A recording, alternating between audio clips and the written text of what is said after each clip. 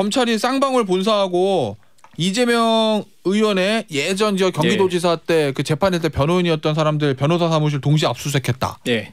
이건 뭔 의미죠? 이게 뭐 지난번에도 말씀드렸지만 그 쌍방울에서 그 전환사채를 발행했는데 그 전환사채를 발행해서 그 전환사채를 인수한 사람들이 굉장히 그 주식을 좀 매각하면서 좀 이득을 굉장히 많이 봤습니다.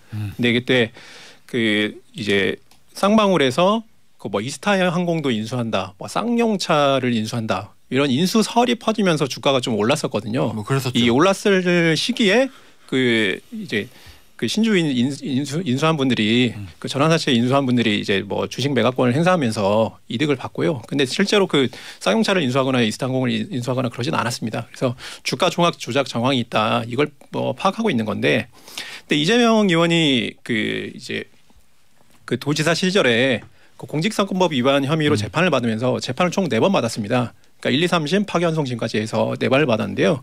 거기서 이제 뭐 변호인이 한 10명 이상이었고 전직 대법관도 2명 들어갔고요. 그다음에 그 김앤장 그리고 LKBN 파트너스 우리나라에서 제일 수임료 비싼 로펌들이거든요. 제일 큰 로펌이고. 근데 이 정도 사이즈로 꾸렸는데 이재명 지사의 그 재산 그 규모에는 큰 변동이 없었어요. 근데 이재명 지사는 한 3억 원 정도 들었다 이렇게 해명을 하고 있는데, 이게 서초동에서 아무리 이렇게 계산기를 두들겨 봐도 이 정도 규모의 변호인단을 꾸렸는데 3억 원 선에서 이게 해결을 받다는 거는 좀 상식적이지 않다. 그렇게 되면 이게 누군가가 이 변호사비를 대신 내주거나 그에 준하는 뭐 어떤 물적인 뭐 금전적인 혜택을 제공한 게 아니냐. 그 접점을 좀 찾고 있는 겁니다. 그래서 이제 그거를 혹시 쌍방울이 아니냐 그래가지고 예, 그래서 보는 거구나. 그 전환사채로 인해서 이득을 본 사람 중에 그 혹시 그 변호인 쪽하고 금전거래가 있었는지 그 여부를 이제 찾을 수 있느냐가 관건이겠죠. 김태현의 정치쇼. 김태현의 정치쇼 함께하고 계시고요. 월요일 4부는 이 원래 변론 요착 시간은요. 사실 자, 일단 소개부터 하고 서초동의 뜨거운 이슈를 탈탈 털어버리는 변론 요착 시간 두 번 모셨습니다. 네, 안녕하세요. 김주루 변호사입니다. 그리고 네, 헤럴드 경제 저양길 기자입니다. 이 사실은 이 변론 요착 시간이 사실은 이제 뭐 검찰 이슈가 메가 이슈가 얼마나 있을 것이냐. 네. 그냥 뭐 살인 사건 우리가 뭐 변론 요착 시간에 저 강남 룸사락에서 마약 사건이 벌어지면 이런 거 할 수도 없고. 근데 끊이질 않아. 그러니까요. 가을 개편에도 살아남겠어요. 그거 계속 가는 거야 이거는. 아이템이 없어지질 않아. 그러니까요. 그죠? 원래 변론 요착 시간이 나라한테는 슬픈 일인데. 나라한테 슬픈 일이죠. 이 완전 서초동 이슈인데 서초동 여의도랑 엮여 들어가는 거 하잖아요 저희가. 네, 그렇죠. 근데 이게 뭐 대선 끝나거나 좀 죽으러들 줄 알 수는 있는데 이건 제가 봤을 때는 5년 내내 네, 계속 있습니다. 서초동 이슈는. 이게 좋은 건 아니지만 어쨌든 현실은 그래요. 오늘도 보면 이게 순수 서초동 이슈가 아니야. 여의도랑 엮여 있어요 보니까. 왜냐하면 주로 여의도에서 이름 보던 사람들이 지금 나오는 거기 때문에. 자, 첫 번째는 어디부터 가볼까? 내곡동 가볼게요. 내곡동. 요거 국정원이 저 검찰에 박지원, 서훈 전 두 사람의 국가정보원장 검찰을 고발했어요. 그리고 하루 만에 검찰이 수사에 착수했고, 일단 좌기자 두 전직 국정원장의 박건희 혐의. 아무래도 좀 이름값으로 봤을 때 박지원 전 원장 중심으로 해도 좀 말씀해 주시죠. 서훈 원장보다는 아무래도. 그 박지원 전 원장은 그 서해 공무원 피살 사건, 그러니까 북한군한테 피살된 그 이대준 씨가 월북이냐 아니냐. 근데 이 월북이라는 판단이 약간 그 뒤집히면서 그 판단이 뒤집히는데 국정원이 개입해서 어떤 자료를 삭제했다는 의혹이 제기돼서 고발이 된 겁니다. 국정원에서 이게 어떤 그 시민단체에서 고발한 게 아니라 국정원에서 직접 고발을 하면서 좀 물증을 좀 확보한 게 아니냐 이렇게 좀 무게감이 실리고 있고요.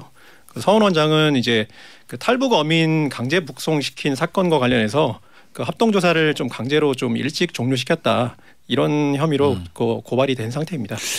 이게 김비원 요거 문재인 정부 초기에 국정원 적폐청산 TF인가 정확한 명칭은 그 댓글 사건 관련해 가지고 다시 한번 뒤지면서 뭐 관계된 검사랑 뭐 변호사였던 직원분이 뭐 극단적 선택을 하는 슬픈 일도 있었죠. 네. 근데 이게 지금 어떻게 보면 윤석열 정부에서도 비슷한 거잖아요. 제가 첫 번째 TF 만든 건 아닌데 그렇죠. 대대적인 뭐 감찰을 했다 뭐 얘기. 근데 사실 이제 그거는 13년에 박근혜 정부 처음 시작할 때도 댓글 공작 관련해서 수사를 강단 있게 했던 윤석열 그분이 이제 댓글 수사했었던 거고. 그러네. 국정원 관련해 가지고는 늘 있죠. 늘 있는데 이번 건은 멀리서 원경에서 보면 조금 옛날이랑 달라진 거는 옛날에는 뭐 댓글 아니면 이제 뭐 국정원 원장이랑 뭐 여러분들의 활동비가 대통령들한테 갔다 이런 거잖아요. 아니면 이제 문재인 정부에서 저는 이상하게 실체 규명을 안 한 게 북경 식당원 종업원들 들어온 거 사건. 저는 그 부분 약간 의문스러운 게 있거든요. 근데 이 사건들은 대부분 국정원 작사 작곡이에요. 주체가 국정원이잖아요. 근데 이번은 국정원 편곡이야. 제가 볼 때 핵심 주체가 아니에요. 작사 작곡 어디 국방부요? 그러니까 월북을 시킨 것도 아니고 예를 들면 북송을 시킨 게 국정원이라고 보기 힘드니까 관여된 거지만 국방부라고 오히려 핵심적인 역할을 국방부나 청와대가 했을 수 있겠죠. 국정원이 일단 서해 그거만 합시다. 그러니까 서해만 놓고 보면 그래서 이 부분도 지금 얘기가 왔다 갔다 해요. 첩보 보고서의 생산지는 국방부고 이걸 원본을 삭제할 권한 자체가 뭐 청와대 저기 국정원에 있고 없고 이렇게 막 박지원 원장이 이제 강하게 반발하고 있잖아요. 물가를 잡아야지 왜 박지원을 잡냐 뭐 이런 명언을 남기셨던데 하여튼 방송은 박지원 원장님 따라갈 수가 없을 것 같습니다. 그래서 그럼 국방부는 지금 감사를 받고 있잖아요. 국정원도 사실은 내부 감찰을 좀 하고 전직 국정원들한테 서면 진술이라도 받고 그 다음에 이걸 좀 정리한 다음에 이제 고발할 거 고발하고 기조실장도 뭐 탁월한 검사 출신이니까 근데 갑자기 고발부터 딱 던지니까 좀 약간 정무적인 거 아니냐. 요렇게 좀 볼 수밖에 없는 일 처리가 너무 거칠어요. 거칠다. 네. 궁금한 게 박지원 그냥 전직 국정원자를 검찰에 고발하는 것도 사실 어마어마한 일이잖아요. 정보기관의 수장인데. 근데 그 사람 다른 사람대로 박지원 전 원장 정치구당 어떻게 보면은 뭐 정치 공장이나 이런 거에 제일 잘 싸울 수 있는 사람이잖아요. 그런데 그런 박지원 전 원장을 국정원에서 고발을 했다. 이게 나름의 믿는 구석이 있는 거예요? 확실한 뭔가 물증을 잡은 거예요? 아니면 뭐예요? 그러니까 오늘 아침에 저기 중앙일보에서 보도한 게 하나 있는데요. 일단 서해 피격 당시 그다음에 이제 군에서는 이게 월북 판단을 따로 하지 않았다라는 보도가 나왔습니다. 그러면 이게 월북 판단이라는 그 판단이 개입된 것은 국정원 단계에서 이루어졌을 것이다. 라는 오늘 보도가 나왔는데요. 그러면은 국방부에서는 감청해가지고 소위 말해 로 데이터를 국정원으로 보내면 국정원에서 정보 분석해서 보고서 만들었다 이런 건가? 그래서 군에서 감청 정보 자체도 삭제가 됐다. 이런 보도가 나왔는데 실제로 고발 내용이 지금 오픈된 상황은 아니어서 저희가 구체적으로 이 보도가 맞는지 틀린지는 알 수가 없습니다. 그리고 중앙일보 기사를 저도 봤는데 이건 이제 국방부 내에서 뭔가 문제가 있었다는 내용을 주고 국정원이 뭔지는 잘 모르겠어요. 아니 왜냐면 제가 처음에 이 사건 터졌을 때 박지원 전 원장이 야 뭔 소리야. 정보는 저 원래 국방부에서 생산하는 거야. 거기서 첩보 저 감청 자료 삭제하는 것을 국정원에서 뭘 삭제라고 했더니 국정원에서 바로 반박하는 게 그게 아니고 국정원에서 만든 내부 자료를 파기했다는 겁니다. 뭐 이렇게 얘기해가지고. 그러니까 이제 박지원 원장의 논리는 그겁니다.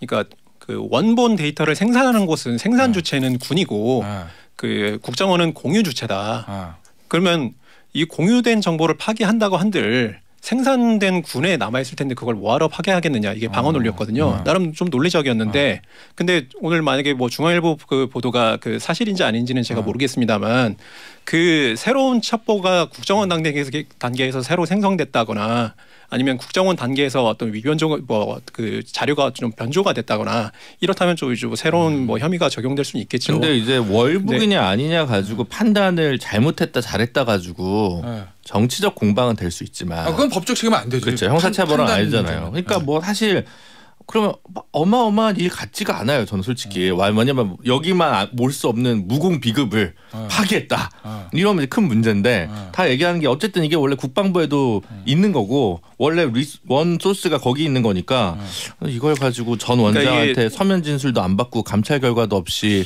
바로 고발한다? 그러면 저는 조금 앞서 얘기했던 약간 정부적인 게 판단이 개입된 거 아니 이렇게 얘기하셨잖아요. 네, 저는 좀 그렇게 그럼 약간 우리 김준우 변호사는 사정정국 정치보복 이런 거에 꽂혀 있는 거예요?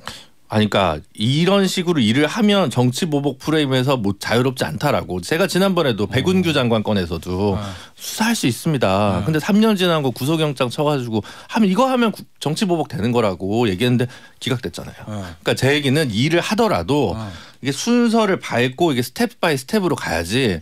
뭔가 이렇게 막 지지율 대통령 지지율 떨어질 때 이런 게 빵빵 터지면 정치 보복성 사정 프레임 아니야? 이렇게 딱 바로 해석되니까. 일을 하시는 분들이 일을 하고 싶어도 꾹 참고 천천히 음지에서 일하며 양지를 지향하시는 게.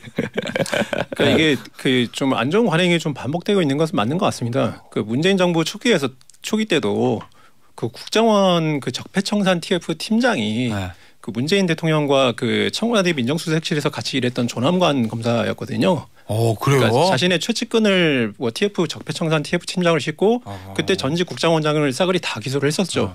그거하고 거의 유사하게 지금 윤석열 대통령의 그 핵심 참모였던 그 조상준 검사가 지금 이제 국정원 기조실장으로 활동하면서 고발을 했다는 거거든요.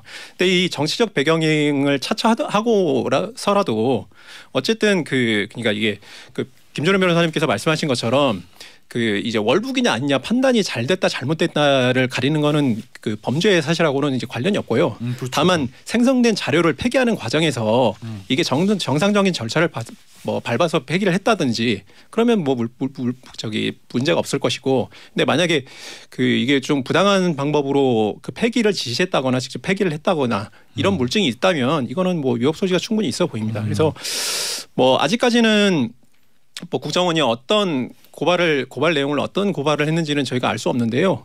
이게 단순히 고발장만 제출하지는 않았을 것 같습니다. 그 말씀하신 대로 이게 국정원이 전직 국정원장을 고발하는 자체가 굉장히 이례적이어서 그 고발장에 관련 물증이 있거나 아니면 뭐 최소한 그 관련자들 진술 정도는 최소한 있지 않을까 그렇게 추측하고 있습니다. 알겠습니다. 자, 요건 여기서 요건 물어봐야 되겠다. 근데 지금 검찰의 움직임이 속도전이에요? 엄청나게 인력 투입한다면서요. 요 박지원 전 원장 사건 관련해 가지고. 근데 뭐 그 이제 그 부부장급 검사를 좀 투입했던 건 맞는데요. 근데 이게 그 고발 이전에 투입이 직제 개편이 다 됐던 거고. 이미. 그다음에 그 배당을 좀 빨리 했다는 건데.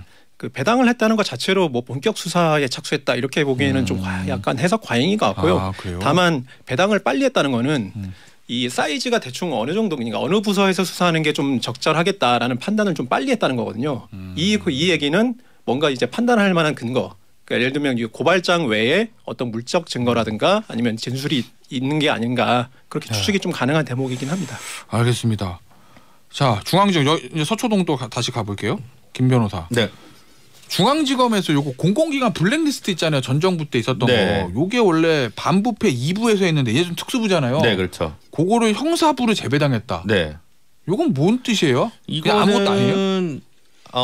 이건 좀 특이한 이상한 해석이 붙여져야 되는데 예전 같으면 반부패부에서 형사부로 갔다 그러면 사건을 별거 안 크게 건질 게 없다. 아니면 더 굵직한 게 지금 반부패 2부에서 해야 되니까 이거는 나와봐야 이른바 잔챙이밖에 안 나오니까 보내라, 형사부로 보내라. 이게 원래 해석이죠. 월척들은 반부패부에서 하니까. 네, 그렇죠. 근데 지금은 제가 볼 때는 이제 형사부가 원래 잠시 박범계 장관 때, 추미애 장관 때 잠깐 직접 수사를 거의 안 하는 부서로 가다가 지금 이렇게 되면서 제가 볼 때는 지금 대검의 모든 부가 특수부 같은데요. 오히려 이름은 형사부로도 의미 없다는 그런 거예요? 그냥 일 배당을 반부패 2부 일이 너무 많네. 형사 1부는 그동안 직접 사건을 안 했으니까 이제 그쪽에 사건을 좀 줄까 이런 정도의 n분의 1 정신이 아닐까. 일의 비중을 놓고 볼 때가 아니지 않나. 저는 멀리서는 그렇게 보여집니다. 약간 그 문재인 정부에서 그 이제 검경 수사권 조정을 하면서 검찰의 그 수사 범위를 엄청 제한해 놨지 않습니까? 그렇죠. 그리고 경찰 수사권도 굉장히 상당 부분 제한을 해버렸고 지휘권도. 근데 이거를 약간 저는 그 부메랑을 좀 맞은 것 같아요. 왜 그러냐면 원래 그 특수부라고 했던 그 반부패 수사부 여기는 원래 고소고발 사건을 안 하거든요. 그래서 굉장히 좀 이제 그 부패 범죄의 특정 사건에 집중을 할 수가 있어요. 그래서 그 사건에 배당을 그 특수부 그러니까 반부패 수사부에 배당을 하면 뭔가 이렇게 비중 있게 다룬다. 근데 일반 형사부는 고소고발 사건, 경찰 송치 사건을 많이 해야 되거든요. 그러면 경찰 송치 사건도 하고 자기 사건도 하고 그러면 훨씬 바쁠 거 아니에요. 네. 그러면 이제 형사부에 배당됐다고 하면 집중 있게 아무래도 못하죠. 이제 다른 그 경찰 송치 사건하고 같이 하기 때문에 이거 좀 비중을 좀 적게 본다. 원래가 이랬었는데 원래는 그랬죠. 지금 고소고발 사건이 다 경찰로 와요. 네. 그러면 지금 그 검찰에 있는 형사부들은 미제 사건을 엄청 줄이고 있어요. 이 얘기는 무슨 얘기냐면 할 게 없죠. 시간이 새로운 있다. 사건이 안 들어온다는 얘기예요. 네. 근데 지금 그 반부패 수사부에서는 대장동 사건도 하고 뭐 옵티머스 사건도 하고 이전 정권에서 약간 그 수사가 미진했던 것을 지금 엄청 하고 있거든요. 그래서 뭐 사건 파악도 해야 되고 그래서 오히려 그 반부패 수사부가 더 바빠져서 이제 상대적으로 이제 업무가 이제 좀 수월한 형사부로 좀 옮겨갔다. 그래서 약간 문재인 정부에서 좀 추진했던 그 검경 수사권 조정이 오히려 약간 검찰의 좀 여력을 좀 만들어준 결과가 좀 발생한 것 사실 같습니다. 그래도 일반 부메랑을 펼치신 평검사들은 거구나. 일반 평검사들은 좋아해요. 일이 많이 줄었어요. 그렇다고 퇴근도 가끔 제때 하고 그래요? 그래서 네. 큰 불만이 없는데. 알겠어요. 근데 이거 좀 재밌는 거 요즘 뭐 쌍방울 얘기도 해야 되는데 그거 사실 합시다, 지금. 예. 근데 그 직전에 보면 이제 지금 전 정권 관련해서 이거저거 막 하는 거잖아요. 물론 이제 꼭 전 정권이 아닌 전 대선 후보 주변 수사가 좀 더 비중이 높은 건 사실이지만 근데 이제 이것도 아까처럼 국정원처럼 원경에서 보면 원경에서 보면. MB 끝나고 딱 봤을 때 박근혜 정부 때 사실 MB 관련의 수사를 뭘 했냐면 좀 관련 재벌 기업 효성 뭐 아니면 낙하산 가서 문제가 된 KT 뭐 포스코 맞아. 그다음에 이제 뭐 좀 별건이지만 그냥 뭐 CJ 동양그룹 이런 데들이 이제 막 수사를 막 있었단 말이에요. 그러니까 사정 당국을 해도 뭔가 범죄를 저지른 대기업 총수를 잡아넣으면 국민들이 좋아합니다. 그렇죠. 그게 MB가 노무현 정부를 공격했던 거랑 좀 달라요. 근데 MB 정권은 고삐가 풀렸던 게 지지율 격차가 엄청 났거든요. 근데 박근혜 정부는 굉장히 적은 지지율 차이로 당선이 됐었단 말이에요. 그러니까 오히려 이제 이런 쪽으로 갔던 거고 그리고 전 정권도 아니었으니까 민주당 정권이 문재인 정부는 탄핵 촛불을 통해서 간 거기 때문에 거기서 가진 정당성이 있었는데 이번 정부가 이렇게 사정당국을 가는 거는 갈 수도 있어요. 지난 정권에 털어야 되니까. 근데 대기업은 없어요. 그러면 이제 멀리 또 다른 각도에서 보면 전관 검사장들의 시장은 되게 작아진 거예요. 그래서 뭔가 대기업 총수들이 잡혀가야. 아니 돈을 버는데. 그러니까 어떻게 보면 우리 사회가 되게 좋아졌다고요. 왜냐하면 이게 뭐 정부를 탈탈 터는데 큰 기업들과 해가지고 이권을 주고받은 것보다는 뭐 인사에서 낙하산이 있었는데 거기 불법성이 있었네 없었네 정도 처벌 받을 건 처벌 받아야 되지만 제 말은 이제 어쨌든 많은 것들이 양지에 나오면서 되게 그런 것들이 우리 사회가 안타까운 것도 많이 있지만 좋아진 게 있는 거 아니야라는 증거로 저는 오히려 보이거든요. 그러니까 대기업이 털게 옛날만큼 소비자 말 털게 옛날보다는 줄었다. 네, 그렇죠. 나름대로 컴플라이언스도 잘 작동하고 그런 거 아닌가 싶은데. 대기업의 네. 비리감 줄어들었다. 네. 뭐 그건 좋은 거네. 네, 진짜 그거라면 좋은 거네. 전직 검사장들은 안 좋지만 지금 네. 나와봐야 그렇죠. 큰 건수가 없으니까. 알겠어요. 이거 지금 청와대 관계자들 잡혀가봐야 그 뭐 10대 로펌에서는 수임도 안 할 거고. 그렇죠? 나 무슨 말씀인지 알겠어. 어쨌든 대기업의 어떤 비리나 이런 문제가 횡령, 배임, 뭐 총수의 뭐 승계 문제 없어지는 건 좋은 그러니까 거니까. 이런 정도까지 얘기를 하는 방송이 잘 없어요, 사실은. 왜냐면 요건 하나하나만 가지고 이거 어떻게 될까 이거 얘기하지. 네. 이게 긴 서사 속에서 네. 이게 변화가 뭔지를 좀 한번 체크할 필요가 있을 것 같아서. 우리 제작진에 대한 말씀드렸습니다. 칭찬으로 듣겠습니다. 네. 쌍방울 가죠. 자 네. 기자. 지금 보니까 검찰이 쌍방울 본사하고 이재명 의원의 예전 저 경기도지사 때 그 재판할 때 변호인이었던 사람들 변호사 사무실 동시 압수수색했다. 네. 이건 뭔 의미죠? 이게 뭐 지난번에도 말씀드렸지만 그 쌍방울에서 그 전환사채를 발행했는데 그 전환사채를 발행해서 그 전환사채를 인수한 사람들이 굉장히 그 주식을 좀 매각하면서 좀 이득을 굉장히 많이 봤습니다. 근데 그때 그 이제 쌍방울에서 그 뭐 이스타 항공도 인수한다, 뭐 쌍용차를 인수한다 이런 인수설이 퍼지면서 주가가 좀 올랐었거든요. 뭐 그랬었죠. 이 올랐을 시기에 그 이제 그 신주인 인수한 분들이 그 전환사채 인수한 분들이 이제 뭐 주식 매각권을 행사하면서 이득을 봤고요. 근데 실제로 그 쌍용차를 인수하거나 이스타항공을 인수하거나 그러진 않았습니다. 그래서 주가 종합 조작 정황이 있다 이걸 뭐 파악하고 있는 건데, 근데 이재명 의원이 그 이제 그 도지사 시절에 그 공직선거법 위반 혐의로 재판을 받으면서 재판을 총 4번 받았습니다. 그러니까 1, 2, 3심 파기환송심까지 해서 4번을 받았는데요.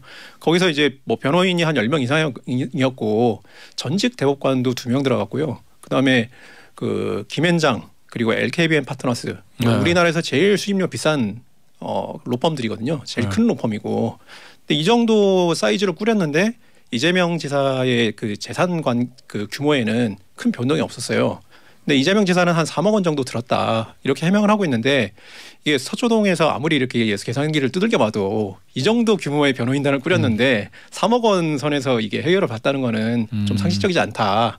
그렇게 되면 이게 누군가가 이 변호사비를 대신 내주거나 그에 준하는 뭐 어떤 물적인 뭐 금전적인 혜택을 제공한 게 아니냐. 그 접점을 좀 찾고 있는 겁니다. 그래서 이제 그거를 혹시 쌍방울이 아니냐 그래가지고 예, 그래서 보는 거구나.